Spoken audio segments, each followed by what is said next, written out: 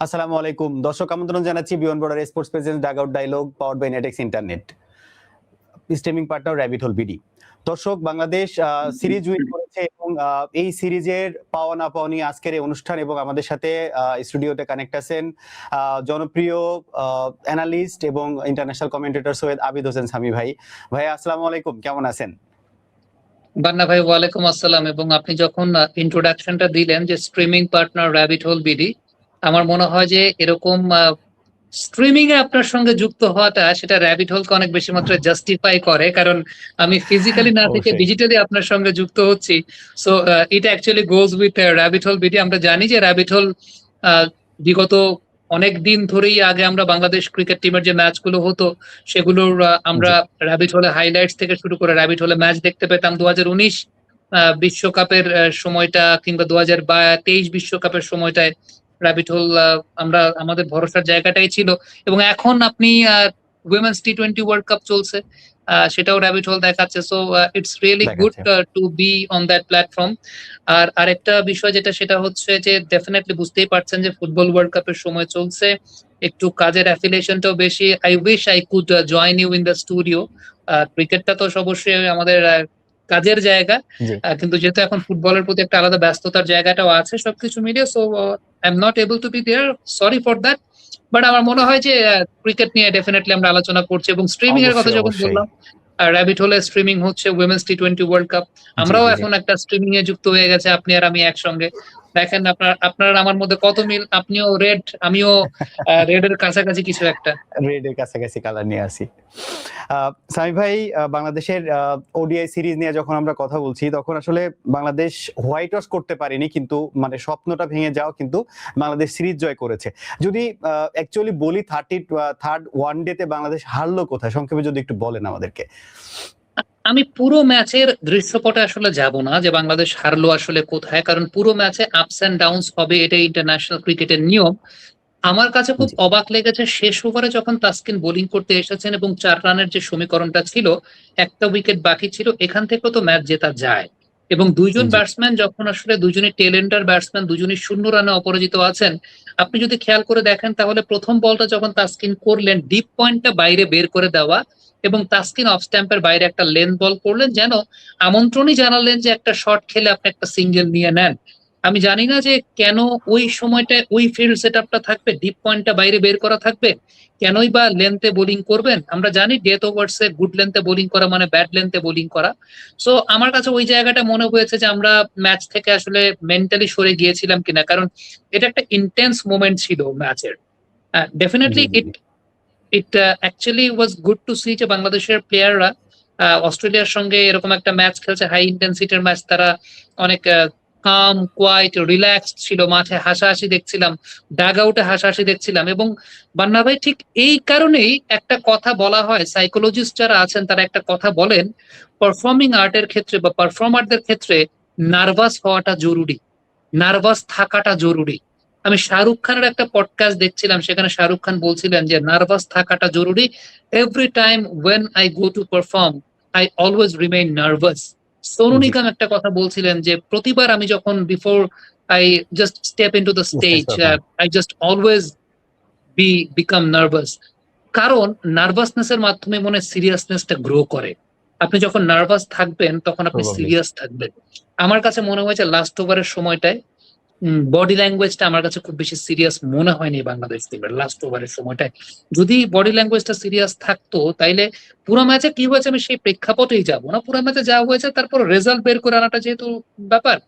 Last ওভারের ওই প্রথম বলটা কেন ডিপ পয়েন্টটা বের করে দেওয়া, কেন ওই জায়গায় বল করা, ড্রাইভ করতে দেওয়া, এই সময় যেটা হয় বান্না ভাই, সেটা হচ্ছে একদম বেসিক জায়গা। টেলেন্ডার ব্যাটসম্যান ব্যাটিং করছেন, তাসকিন বোলিং এ, you should go for the yorker, you should go for the Yorker, just block the every possible space হ্যাঁ, ইয়র্কার করতে গিয়ে আপনার ব্যাটের কোনায় লেগে ফাইন লেগ দিয়ে 4 হয়ে গেলে that is a different thing, but you should maintain the protocol, you should maintain the basic. যেটা আমার কাছে ব্যক্তিগতভাবে মনে হয়, আমরা যখন ধরেন খুব বেসিক, আপনি যদি এলাকার খেলাও খেলেন, এলাকার ক্রিকেটও খেলেন, এইরকম সিনারিওতে যখন লাস্ট ব্যাটসম্যান ব্যাটিং করছে, আপনার 4 রান প্রয়োজন, আপনি কি অফ সাইডে পয়েন্টটা খালি রেখে দিয়ে দিবেন? একটা লেন্থ বল করবেন ব্যাটিং করার জন্য? আপনি কি ওই অবশ্যই। সময় একটা আউটসাইড এজ করার কথা চিন্তা করবেন? তা তো না। আপনি কি করবেন? আপনি দেশীয় ভাষায় বলবেন ডান্ডায় মার। ডান্ডায় মার মারা মানে হচ্ছে পায়ে মার অথবা স্টাম্পে মার। উইকেট এটাকে উইকেট আমরা খেলা, বলি হ্যাঁ ডান্ডায় মার। ক্রিকেটের ভাষা ডান্ডায় হ্যাঁ। মার। ওয়্যার ওয়াজ দ্যাট ডান্ডায় মার ওই সময়টাতে? আমি জানি না। So it was really poor captaincy এবং poor execution of bowling by Taskin Ahmed.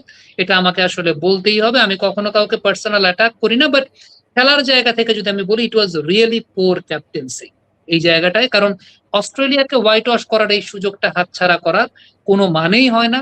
আপনি আগামী 50 বছর অস্ট্রেলিয়াকে এরকম হোয়াইট ওয়াশ করার অপরচুনিটি পাবেন কিনা, you don't know, you never know. So এই সুযোগটা নেওয়াটা উচিত ছিল।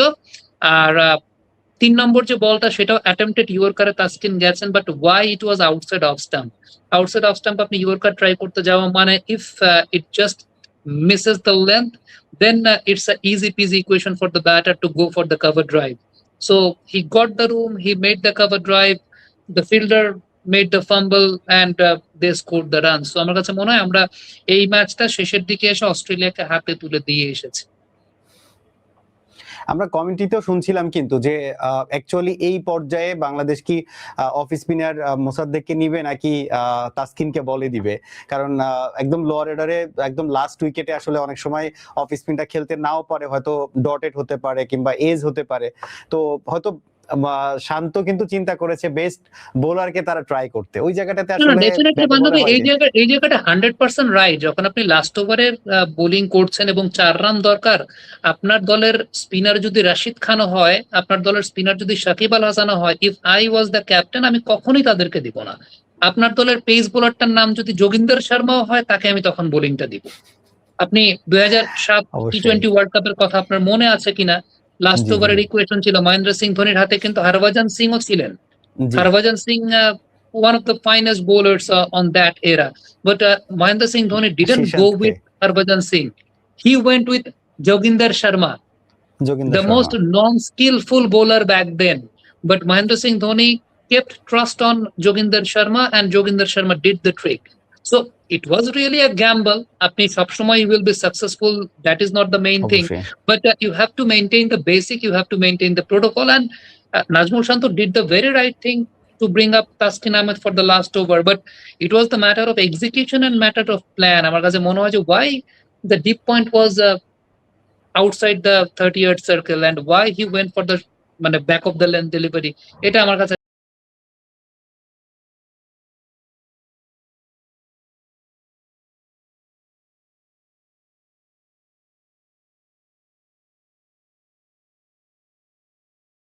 বোলারদের কথা নিয়ে আসছে তো সাইম ভাই, আমি জাস্ট বলতে চাই যে লাস্ট ম্যাচে সুযোগ পেলেন শরীফুল এবং 6 উইকেট নিলেন, ওনার ক্যারিয়ারের সেরা বোলিং, এমনকি বাংলাদেশের ওয়ানডে এর কিন্তু একটা ভালো মানে বোলিং ফিগার আমরা যদি বলি। ওভারঅল যদি পুরো সিরিজের কথা বলি, বাংলাদেশের বোলারদের ক্ষেত্রে আপনি কতটুকু স্যাটিসফাইড মনে করেন?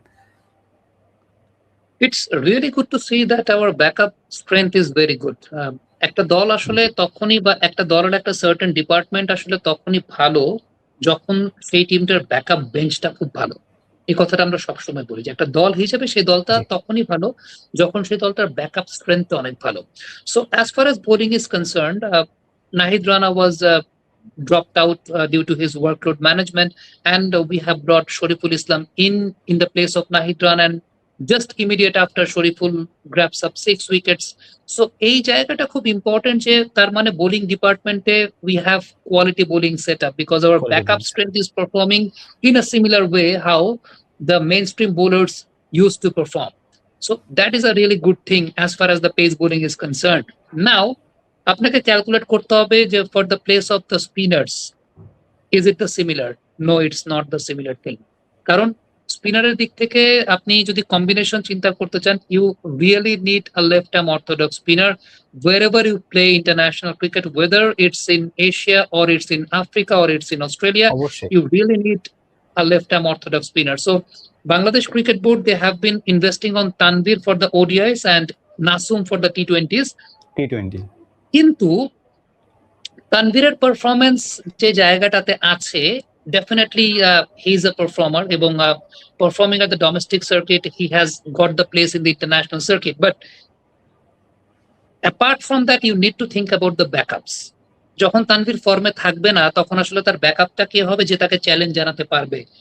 Do we have that kind of backup at all? We have to think about that. হ্যাঁ, একটা বিষয় উল্লেখযোগ্য, সেটা হচ্ছে আমরা কিন্তু একটা রিয়েলিটি চেক বুঝতে পারছি না, because our pacers are performing well, so the spinners are taking the complementing role.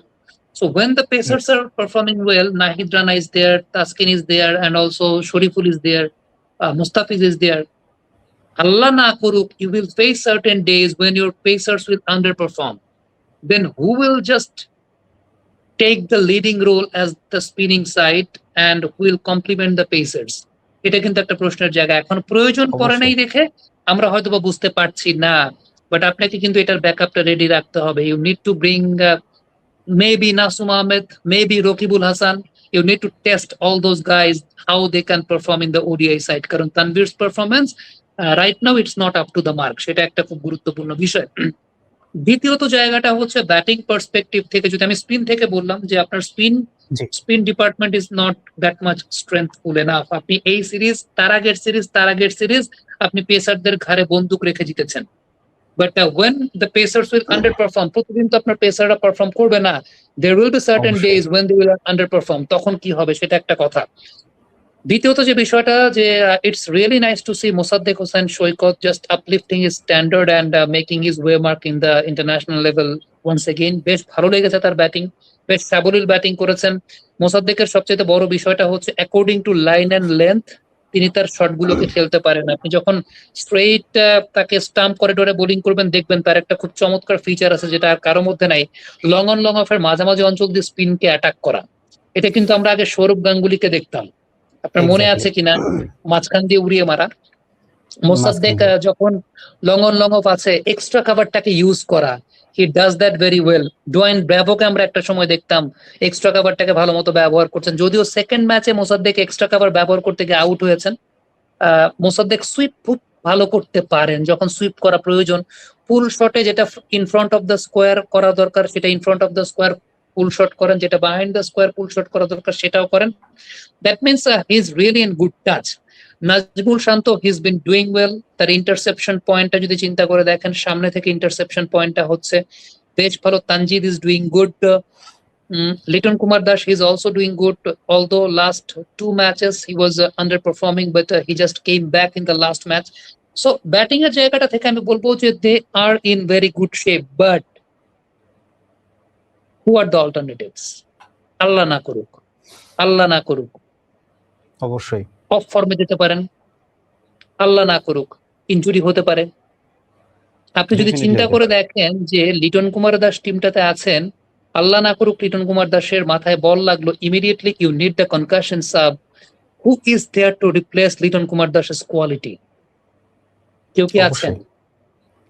নাই। কিন্তু এই জায়গাটাই আসলে আমার কাছে মনে হয় যে ন্যাশনাল টিমের কোচিং প্যানেলের একটা পিরামিড সিস্টেম বিল্ড আপ করা উচিত, যে পিরামিড সিস্টেমে ফিল সিমন্সের আন্ডারে এ টিমের কোচ বা এইচপি টিমের কোচরা তারা একযোগে কাজ করবেন এবং according to the national teams demand. অবশ্যই Definitely you have both the aggressive openers like Soumya Sarkar and Tanjid Hasan Tamim.